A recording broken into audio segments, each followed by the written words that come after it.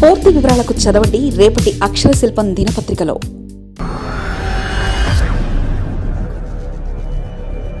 22A వివాదాలు, భూముల చిక్కుముడులు, వాటిలో వేలు పెట్టేందుకు భయపడుతున్న రెవెన్యూ అధికారులు. 221 నుంచి ఇప్పటి వరకు పరిష్కరించినవి 224 మాత్రమే. ఇంకా 82 ఫైళ్లు పెండింగ్. 22Aలో ఇంకా 100 ఎకరాలు. 22A ఈ నెంబర్ చెప్తేనే రెవెన్యూ అధికారులు వణికిపోతున్నారు. తేనె తొట్టిలో ఉన్న భూముల వ్యవహారంలో వేలు పెట్టేందుకు సాహసించలేకపోతున్నారు.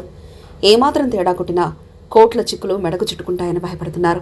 మరోవైపు మాత్రం ఈ 22Aలో భూములను వెంటనే పరిష్కరించాలని రాష్ట్ర ప్రభుత్వం కలెక్టర్లకు ఆదేశాలు జారీ చేసింది. దీనిపై 22A భూముల యజమానులు దరఖాస్తులు పెట్టుకుంటూ రెవెన్యూ అధికారులపై ఒత్తిడి పెంచుతున్నారు. మరోవైపు ఈ భూములపై రాజకీయ తలనొప్పులు అధికారులు బొప్పి కట్టిస్తున్నాయి. చోటా నేతల నుంచి అమాత్యుల వరకు ఈ ఫైళ్ల కోసం సిఫార్సులు వచ్చి పడుతున్నాయి. దీంతో ఈ భూములు అంశంలో ఎలా ముందుకెళ్లాలో తెలియక అధికారులు సతమతమవుతున్నారు. ఏళ్ల క్రితం దరఖాస్తు చేసినవే ఇంకా 82 ఫైళ్లు పెండింగ్లో ఉన్నాయి. ప్రభుత్వ ఆదేశాలతో 100 ఫైళ్లు వస్తాయన్న రెవెన్యూ సిబ్బంది ఆందోళన చెందుతున్నారు. గత ప్రభుత్వాలు ఇష్టానుసారంగా భూములను నిషేధిత జాబితాలో చేర్చేశాయి. క్షేత్రస్థాయిలో సర్వే చేయకుండా ఏళ్ల కింద ఉన్న రికార్డుల ప్రకారం సంబంధిత సర్వే నంబర్ల మొత్తాన్ని 22A కింద చేర్పించారు. అయితే వాటిలో అనేకం సబ్ డివిజన్లు జరగడం, ఇతర సంస్థల విభాగాలకు కేటాయించడం వంటివి చేశారు. వాటినన్నింటినీ పరిశీలించకుండా తూతూ మంత్రంగా ఇష్టంలో వచ్చినట్లు పాత రికార్డుల ప్రకారం భూములను 22Aలో పెట్టారు. ఇందులో VMRDAకు సంబంధించి విక్రయించిన లేఅవుట్ల భూములు కూడా ఉండడం గమనార్హం. జరాయితీ భూములను కూడా 22Aలో చేర్చడం, వాటి క్రయ విక్రయాలు నిలిచిపోయాయి. దీంతో వాటి యజమానులు ఏళ్ల తరబడి కోట్లు అధికారుల చుట్టూ ప్రదక్షిణ చేస్తూనే ఉన్నారు. గత 10 ఏళ్లలో 3,593 మంది లబ్ధిదారులకు భూ ఇబ్బందుల నుంచి విముక్తి కలిగించారు. 22A సెక్షన్ కింద 5 కేటగిరీలో భూముల జాబితాలో ఉంటుంది. కేటగిరీ ఏ ఏదైనా చట్టం కనుక ఆ భూమి అన్యాక్రాంతం లేదా బదలాయింపు నిషేధిస్తే అటువంటి భూముల రిజిస్ట్రేషన్ చేయకూడదు. అసైన్మెంట్ భూముల బదలాయింపు నిషేధ చట్టం ప్రకారం అసైన్మెంట్ భూములను రిజిస్ట్రేషన్ చేయడానికి కుదరదు. LTR చట్టం ప్రకారం షెడ్యూల్ ప్రాంతంలో గిరిజనేతరుల పేరుపైకి ఆస్తుల రిజిస్ట్రేషన్ చేయకూడదు. ల్యాండ్ గ్రాబింగ్, ఆక్రమణల చట్టం ప్రకారం ప్రభుత్వ భూముల రిజిస్ట్రేషన్ చేయరాదు. కేటగిరీ బి ప్రభుత్వ భూములకు సంబంధించి భూములు రిజిస్ట్రేషన్ చేయడానికి వీలు లేదు. కేటగిరీ సి కింద దేవాదాయ శాఖ వక్ భూముల రిజిస్ట్రేషన్ చేయడానికి వీలు లేదు.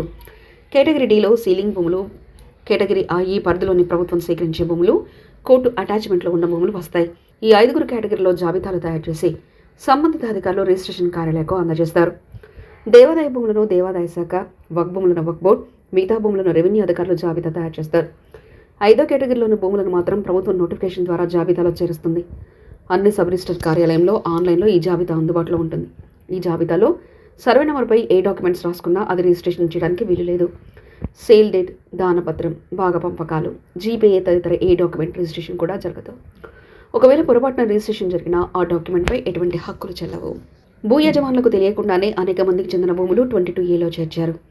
వాటిని నిషేధిత జాబితాలో ఎందుకు చేర్చారన్న విషయాన్ని అప్పట్లో యజమానులకు కనీసం సమాచారం కూడా అందించలేదు.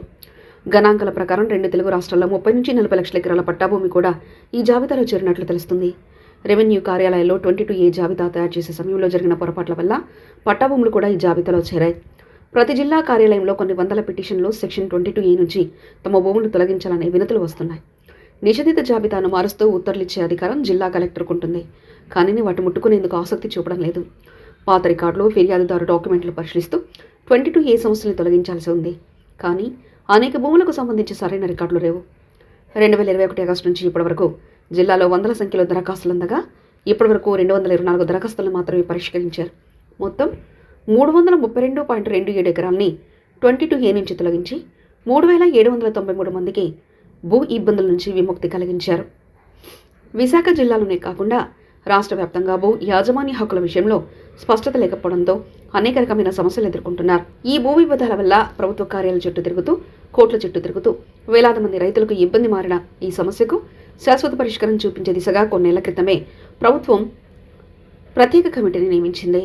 రిటైర్డ్ జిల్లా judge, retired special grade deputy collector, survey land records, retired assistant డైరెక్టర్తో కూడిన ఈ కమిటీలో joint collector, RDO, survey land రికార్డుల అసిస్టెంట్ డైరెక్టర్, జిల్లా రిజిస్ట్రార్ ఉంటారు. ఈ భూములకు సంబంధించి ఆధారాలు, రికార్డులు, ఎక్స్ సర్వీస్ మెన్, స్వాతంత్ర సమరయోధులు, రాజకీయ బాధితులు, చుక్కల భూములు, మ్యూటేషన్ సెటిల్మెంట్ ఆర్డర్ మొదలైనట్టుని ఈ కమిటీ పరిశీలించనుంది. అయితే అనంతర కాలంలో ఈ కమిటీ కనిపించకూడపోయింది. ప్రస్తుతం 82కు పైగా దరఖాస్తులు పెండింగ్లో ఉన్నట్లు తెలుస్తుంది. వీటితో పాటు 100 ఎకరాలు 22A జాబితాలో ఉన్నట్లు సమాచారం. వీటిపై వెంటనే నిర్ణయం తీసుకోవాలని రాష్ట్ర ప్రభుత్వం ఇటీవల జరిగిన కలెక్టర్ల సదస్సులో ఆదేశించింది. అయితే ఈ భూముల వ్యవహారంలో చిక్కుముడులు ఎక్కువగా ఉండడం, రాజకీయ ఒత్తిళ్లు పెరిగిపోవడంతో వీటి వైపు కన్నెత్తి చూసే ప్రయత్నం చేయలేదు. ఒకటి చేస్తే మిగిలినవి కూడా చేయాలని ఒత్తిడి చేసే అవకాశం ఉండడంతో వాటి జోలి వెళ్లడానికి ఆసక్తి చూపడం లేదు. దీంతో 22A ఫైల్ దశాబ్దాలుగా పెండింగ్లో ఉండిపోయాయి. మరిన్ని కథనాల కోసం సబ్స్క్రైబ్ చేసుకోండి మీ అక్షర శిల్పం. పూర్తి వివరాలకు చదవండి రేపటి అక్షర శిల్పం దినపత్రికలో.